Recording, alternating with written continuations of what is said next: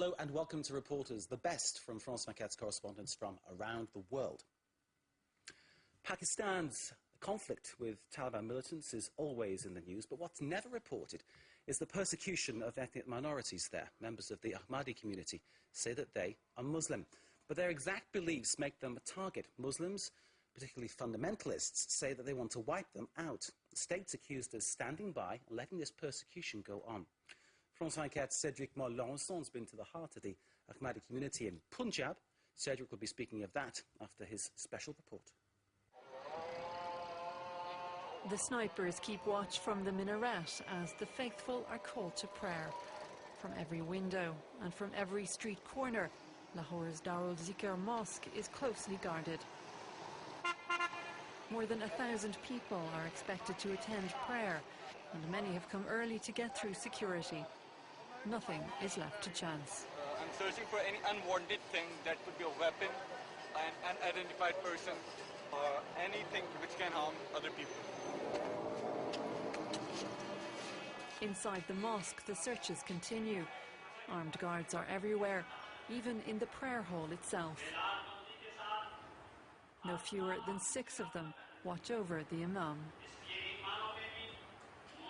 The angels have always protected the Prophet's disciples like guards. We should take them as our example. Keeping ourselves safe is a sacred task entrusted to us by the Prophet Muhammad.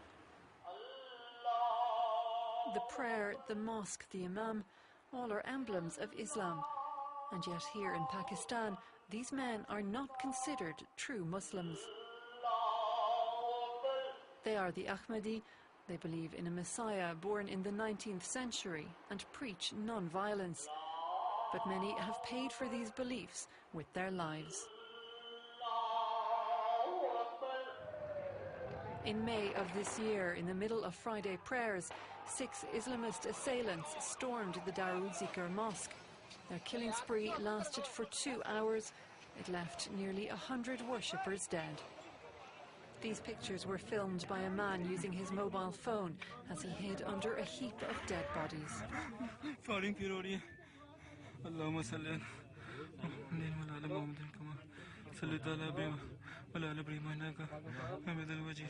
It was here. Muhammad survived by hiding under these stairs. Many others were not so lucky. Look, these are the shoes of the people who were killed that day. I'll never forget what happened here. I have nightmares about it. At night I see the bodies, the faces. I just don't know why it happened.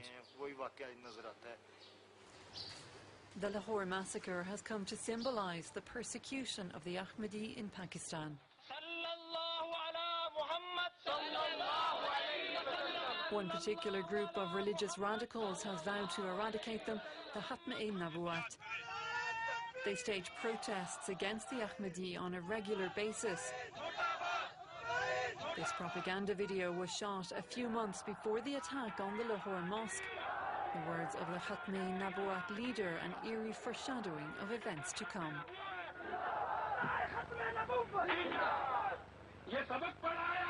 We will continue our fight until the Ahmadi scourge is eliminated. We will shout it loud and clear so that the whole country hears us. And if anyone wants to stop us from carrying out our sacred mission, then they had better remember that man lives but once and dies but once.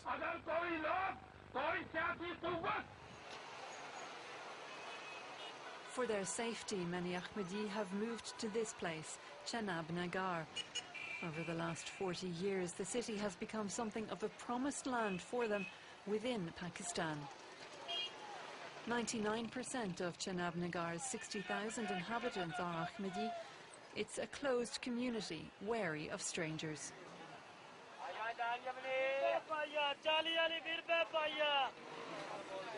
But Mubashir UDDEEN says the city hasn't always had such a siege mentality.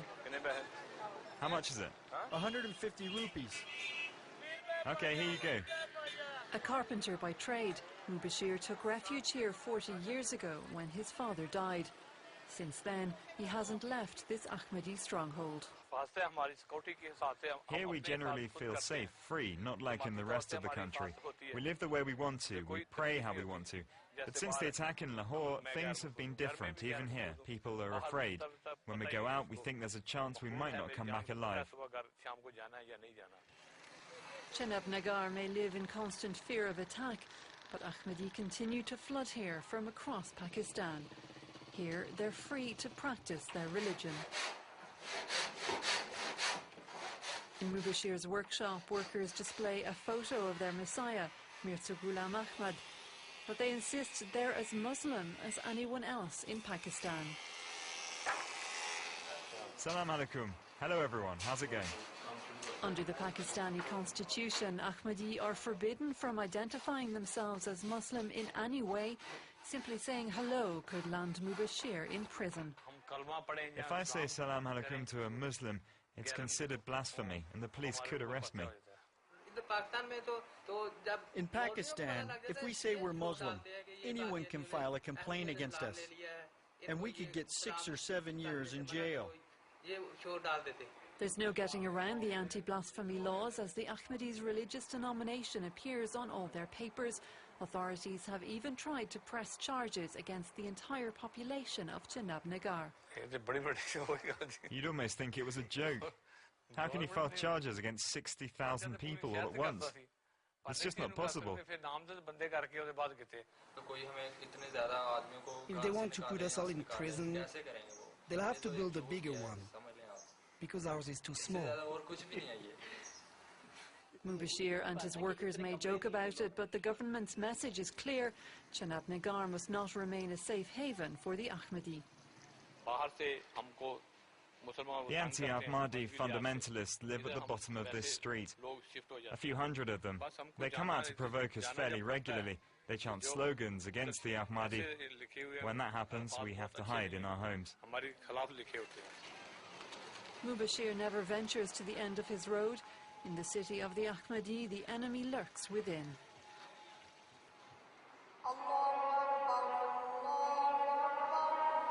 In Chenab Nagar, only one mosque is allowed to issue the call to prayer. It's the mosque of Khatme Nabuwat, the radical anti-Ahmadi movement. Today, a distinguished guest is visiting.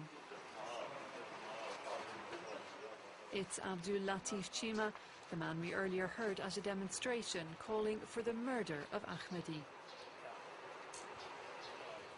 In front of a Western camera, Chima's tone is slightly different.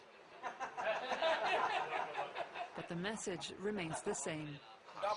Dr. Iqbal, Pakistan's greatest poet, said that the Ahmadi were traitors to our nation, traitors of Islam, and that they must be eliminated. And we believe what Dr. Iqbal said. The mosque is also home to a madrasa, an Islamic school headed by Mullah Mughira. In his class, 100 or so children learn the Quran by heart. They all come from poor families. Most of the pupils are more or less illiterate.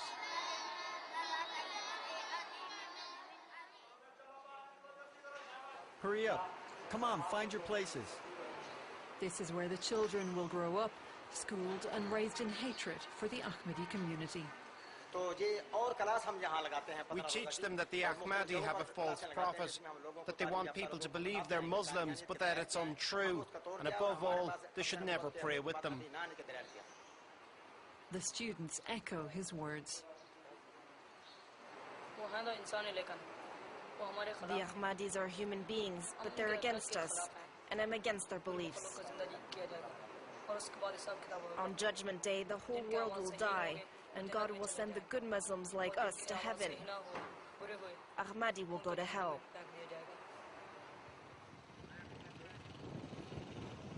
This radical ideology is preached throughout Pakistan. For the Ahmadi, it doesn't bode well. Mubashir knows this better than anyone. 2 days ago, the carpenter took in his sister and nephew, who had to flee their village. How are you feeling today? Any better? A bit, but the scar still hurts. Mansour was stabbed while trying to protect his father from an attack by a religious extremist, but in vain. We were asleep, and I was woken by a noise. There, next to me, was a man stabbing my husband. I called my son. He jumped on the man, but he got hurt too, and the man ran off. When the police arrested the murderer, he shouted that he wanted to kill more Ahmadis, so he'd be sure of going to heaven.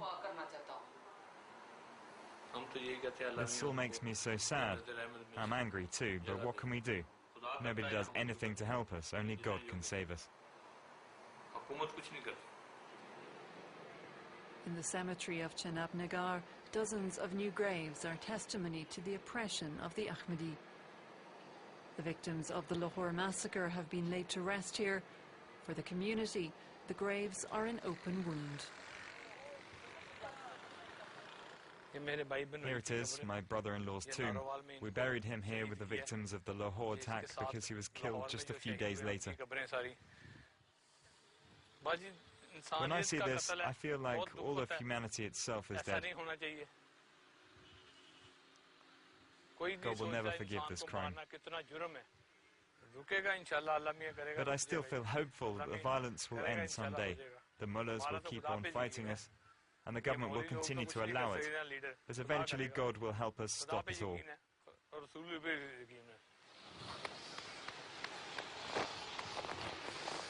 The cemetery in Chenab, Nagar holds the graves of Ahmadi killed by Islamists, men and women murdered for the crime of calling themselves Muslim. But here in the Islamic Republic of Pakistan, they're banned from Muslim burial grounds. The persecution of the Ahmadi continues, even in death.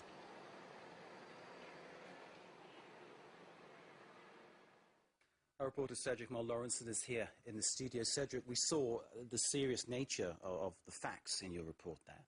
How long have the Ahmadi been persecuted in this way? When Pakistan was created, established in 1947, Ahmadis were not persecuted. They were regarded as full-fledged Muslim. And in 1974, under the pressure of extremist religious movements, the constitution has been changed. Ahmadis have been ranked among the religious minorities. What the fundamentalist groups are saying is that Ahmadis are questioning one of the basic values of Islam, namely Prophet Muhammad being the last of the prophets. The Ahmadis say something different, but the religious Islamic movements are more and more influent. The attacks are numerous, and the state is standing by. State in a moment. In terms of religious tolerance, Pakistan isn't well known for that worldwide. There must be other religious groups who suffer a similar plight. In theory, even if Pakistan is an Islamic republic, the religious minorities have the freedom of worship, and the white band on the flag represents the minorities. But in reality, most of the religious minorities are persecuted, and those attacks against minorities have been increased in the past month. Shiites, representing 20% of the population, were victims of very spectacular and bloody attacks. Same thing for the Sufi, which is a mystical branch of Islam, and for the time being, a Christian woman, Christian Bibi, was condemned to death some weeks ago for blasphemy because she has violated the laws on blasphemy. She's said to have been said things against Prophet Muhammad. She's being jailed. Her trial will be held in several days, but she is at risk of death. When we report about Pakistan and the Taliban, the question who actually is in charge often comes up. What I think you're saying here is that the state is so weak that on that international scale they can be judged in some way, but even on this community level, it's failing. It is a failure, a total failure. In fact, traditionally, the Taliban, the activists were attacking the security forces, but they became aware that the attacks against minority religious groups were more efficient to destabilize the Pakistani state. In the past months, every time there was an attack against a minority, either the Shiite processions, the Sufi temples, the Ahmadi worship places, the reaction of the population were violent. People attacked the police forces, the military, there were some riots in the streets. In fact, by attacking religion, we are touching the core of Pakistan. The sectarian attacks are very efficient and dangerous. They can really destabilize the Pakistani state. So taking up from that, then, there is a very big fear that this could spiral out of control. Certainly begins with one group oppressing another, but what you're pointing out is this is a situation that repeats itself in different areas in different parts of Pakistan. These attacks are targeting several groups all through the country, and the problem is that this is bringing minorities one against the other. In the past it was Taliban against the rest of the population, Taliban against the security forces. Now it's Sunnis against Shiites, Sunnis against Sufi, Ahmadi against the others, Christians also, which are targeted. When you touch to the base of the Pakistani society, religion, the risk of destabilization is great for the state itself. Very briefly, Cedric, is this something the Taliban could control? Briefly, very briefly. We think that the Taliban are not at the origin of those sectarian attacks. There are several other groups which are attacking, mainly the minorities. However, in the past month we have seen a rapprochement between the Pakistani Taliban and those minority groups attacking the religious minorities. And those attacks are much more numerous and destabilizing Pakistan. Cedric Malawrenson, thank you very much for that. Thank you for watching. Another report is, of course, coming very soon here on France 24.